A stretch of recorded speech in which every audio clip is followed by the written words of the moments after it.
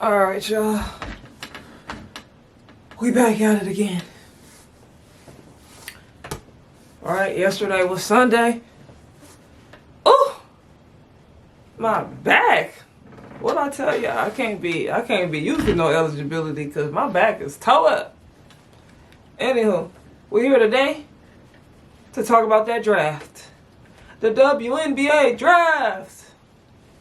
And was there anything that I was shocked about? Let's start it off. Actually, I was kind of shocked that Lauren Betts went as low as she did, just after seeing what she did in the NCAA tournament. But I've always also been very critical about Lauren Betts because I do feel that I don't feel like she's really efficient with her left hand. Even though I've seen a lot of things that I hadn't seen in the championship game that she dug in there and she got active. I think defensively she did. I mean, obviously she's 6'7", so.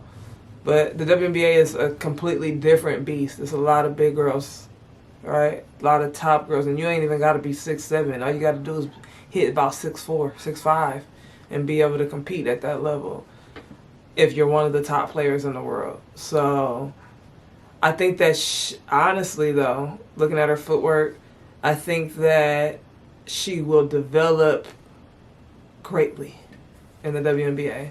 So I kind of was surprised to see her go number 4, but like I said again, I have not seen AWA, right? I have not seen her play, so I can't really make that critique, right? Or comparison. Other than that, right?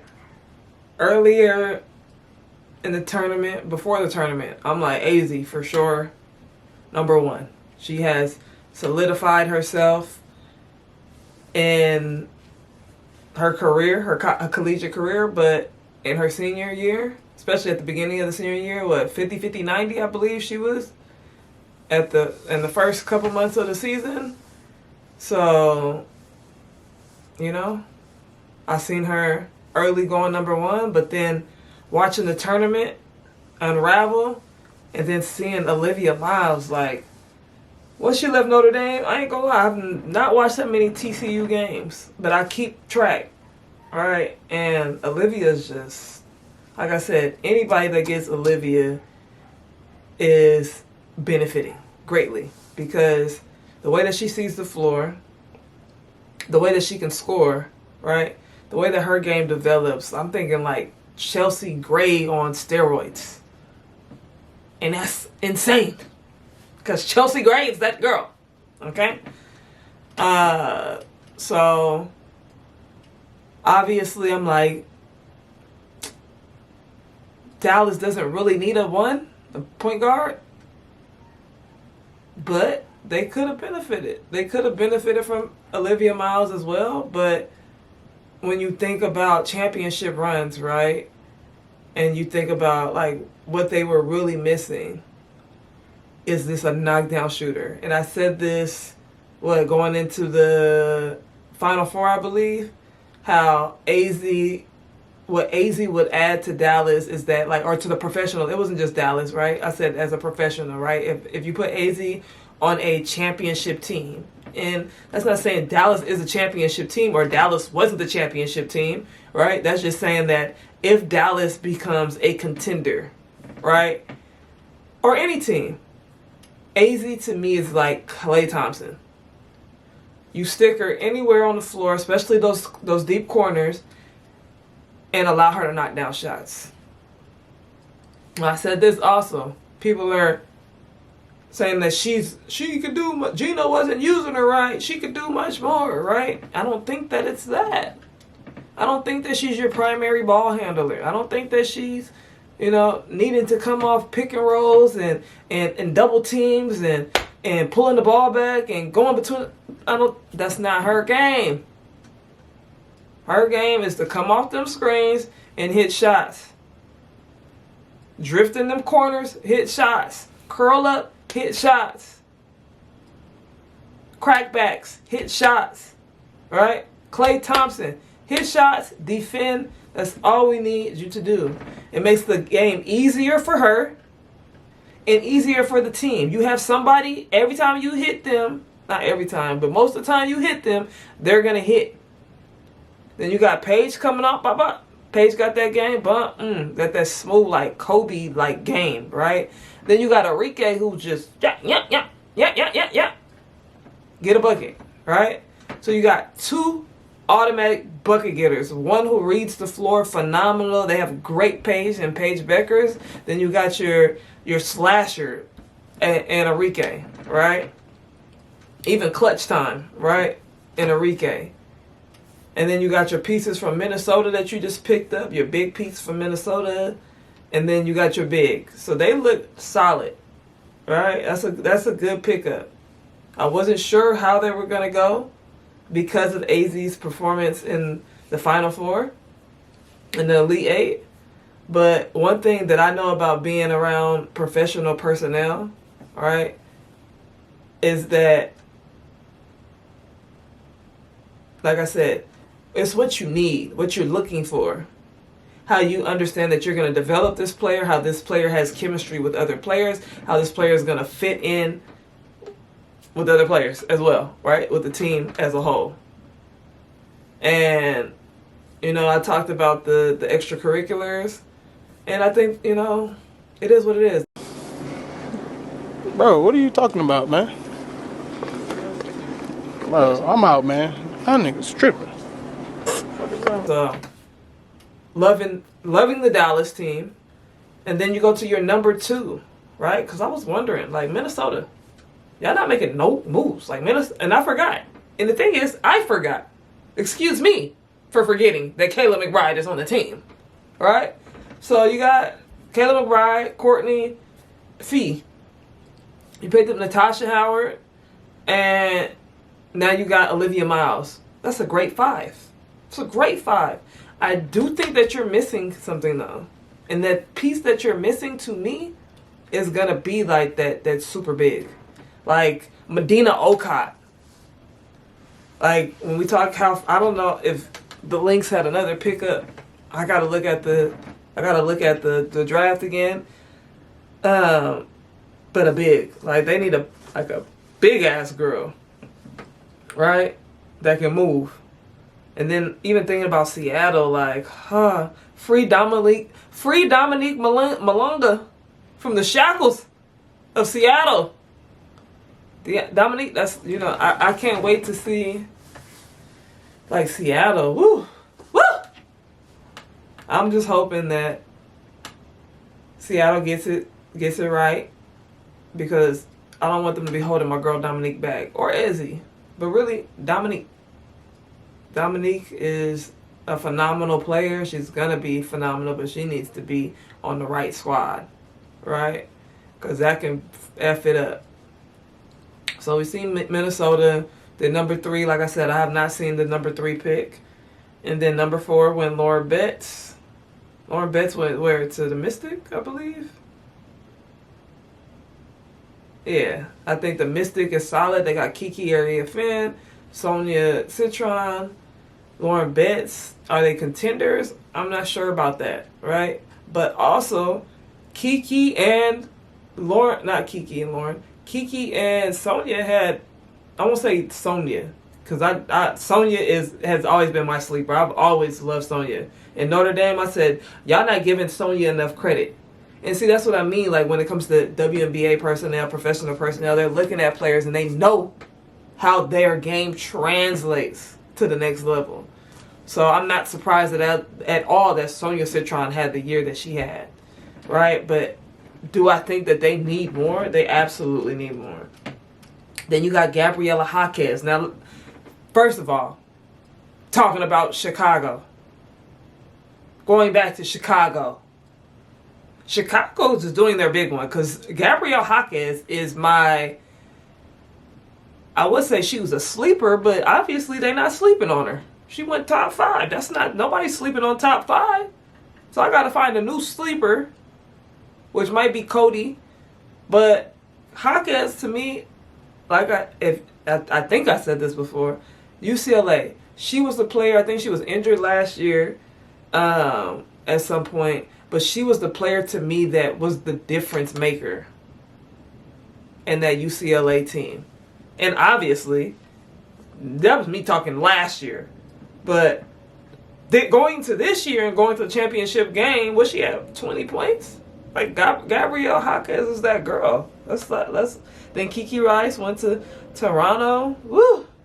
They done sent you to Canada, baby girl. But go ahead and get the views. And actually, Canada doesn't sound too bad right now. Flau'jae went number 8 to Seattle. Seattle, y'all gotta figure it out. Raven Dugalić from UCLA. Raven Johnson. I was waiting to see where Raven was gonna fall in the draft, right? And she's ending up on a great squad, and I think more than just being on a great squad, I think that's a great fit for her. Coming off the bench, learning how to transition into the WNBA, having some hopefully good, not just role models, but good mentors, right? Helping her adjust to the league and making certain reads, right? I think she can learn the most probably from Kelsey Mitchell on that team. And, just excelling defensively. She adds something defensively to the team. She has that defensive spark. So I think that's the perfect fit. Like, because sometimes players get on a team, and you'll see it. They'll get on a team, and then they're not a good fit, and then they end up playing in Russia. All right? And I don't want that for her. Right? Then we got Cotie, and even when we talk about sleepers, like, I think Raven has the potential to be a very good pro for a very long time. Cotie I don't even know how to say her last name. McMahon? Maybe it's McMahon, like in the WWE. I don't know. But Cotie, watching her play over there with Coach Yo, I was like, damn, what was this girl? Because she was bringing up the ball, even though I not necessarily was a fan of her bringing up the ball, but when you see it, you see the versatility in a player of that size. And you like, okay, you could do some things with that. So to me, because she fell at 11, I don't even know if 11 is a sleeper. But I'm going to go ahead and put her and Raven as some of my sleepers. Madina Okot, I think, and I said this, I wish that she got that extra year of eligibility or extra 2 years of eligibility because she came from overseas and played professional basketball overseas, and they didn't allow her those extra years to continue to play at South Carolina. But she's one of those players to me that is also a sleeper.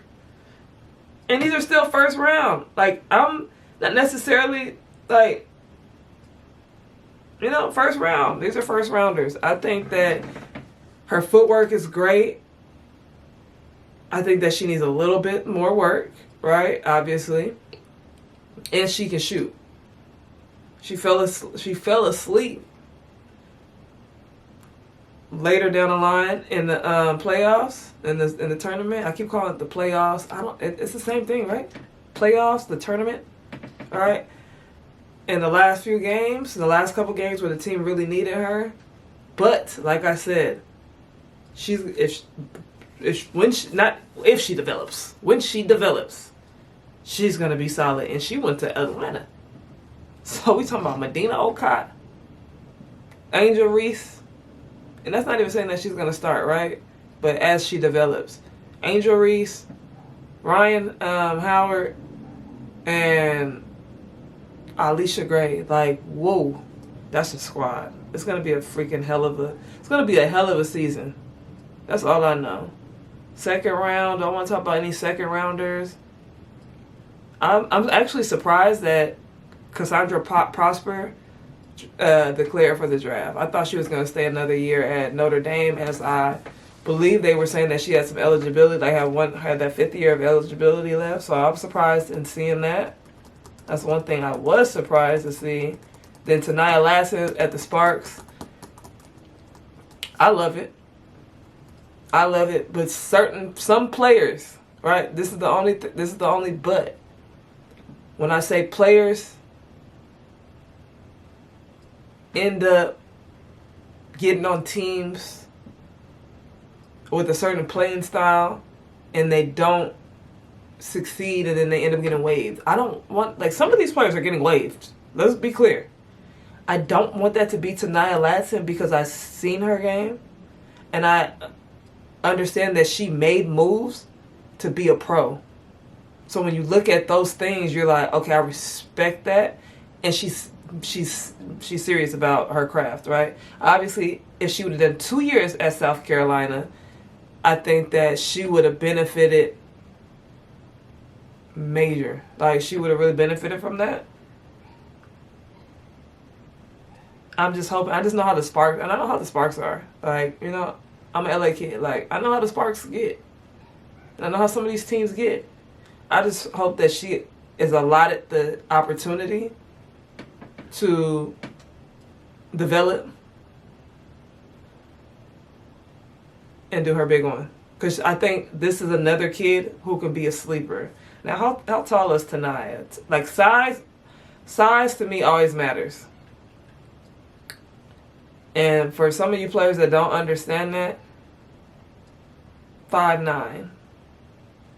Now, if she's really 5'9", is gonna matter, right? Because some people be listed as 5'9" and be 5'7", 5'6", right? So if she's 5'9", that's not a bad size. 5'9", 5'10", point guard. You really gotta be a point guard. That's not a bad size. That's a good size, right? That's the average size.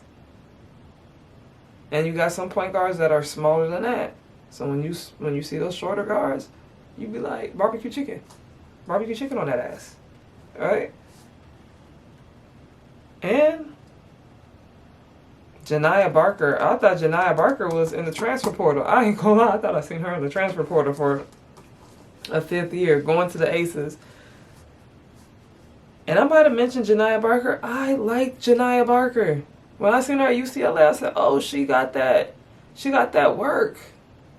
But it's here. It's here with her. Right? 3 schools, 4 years.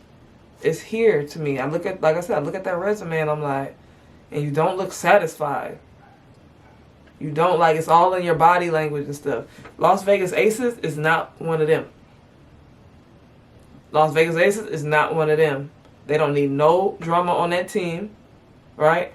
Everybody's going to handle their situations professionally, and they're going to stay locked in on the goal to get the dubs and to carry out the legacy and the dynasty.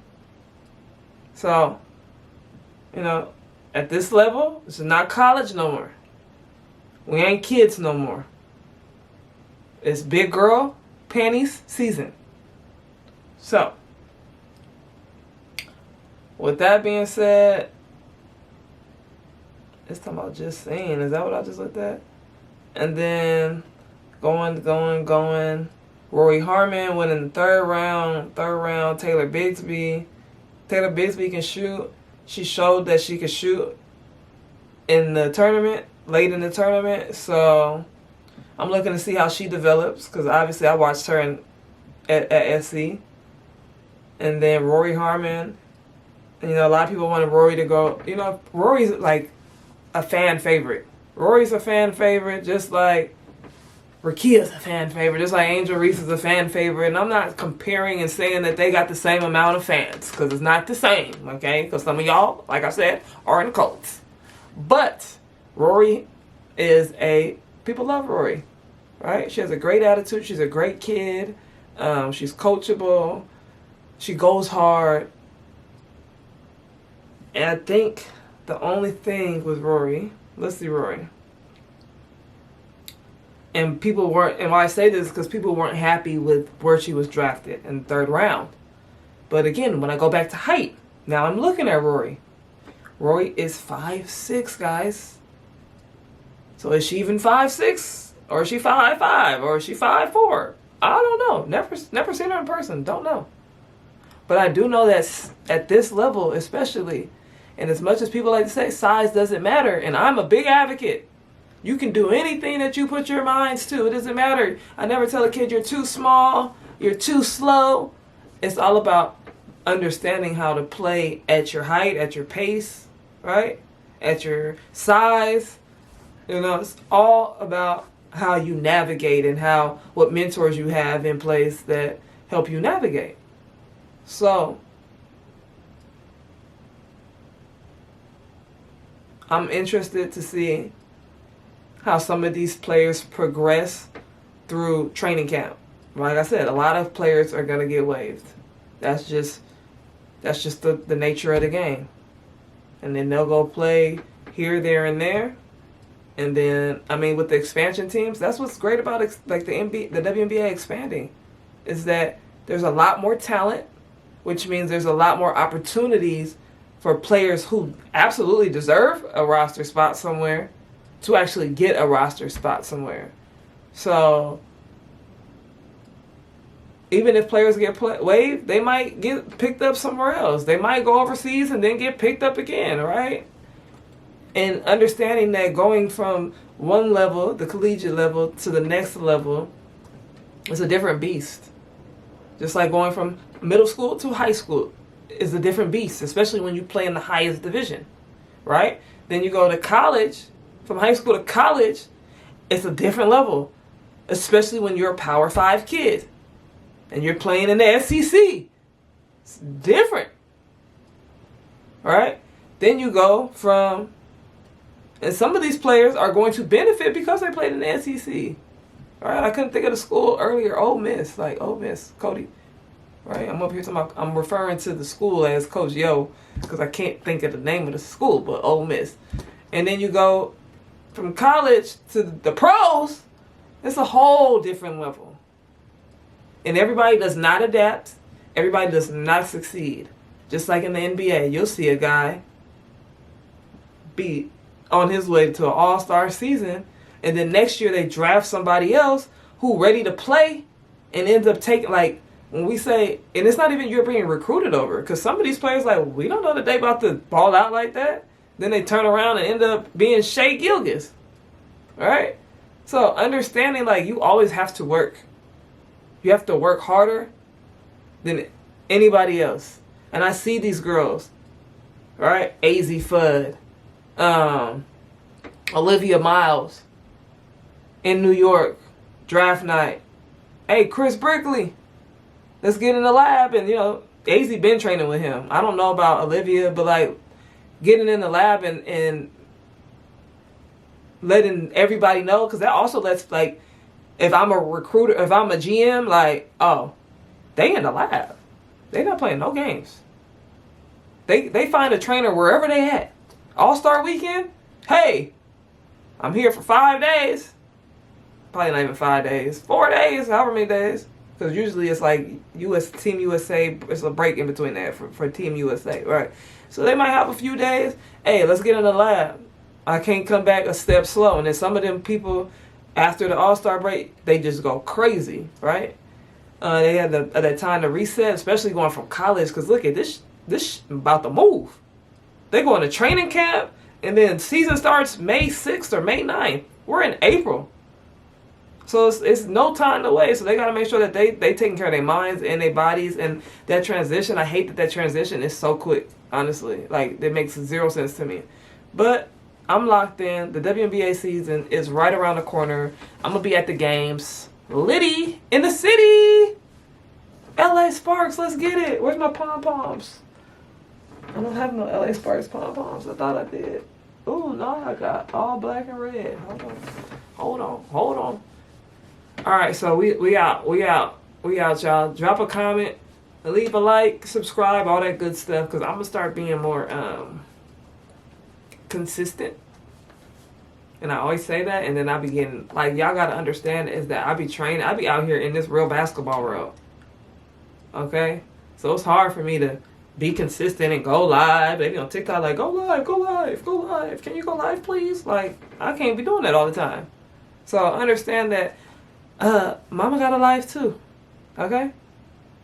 But I'm gonna try to show up more for y'all because I did not lock in this season. So that's all I have to say. Peace. God bless.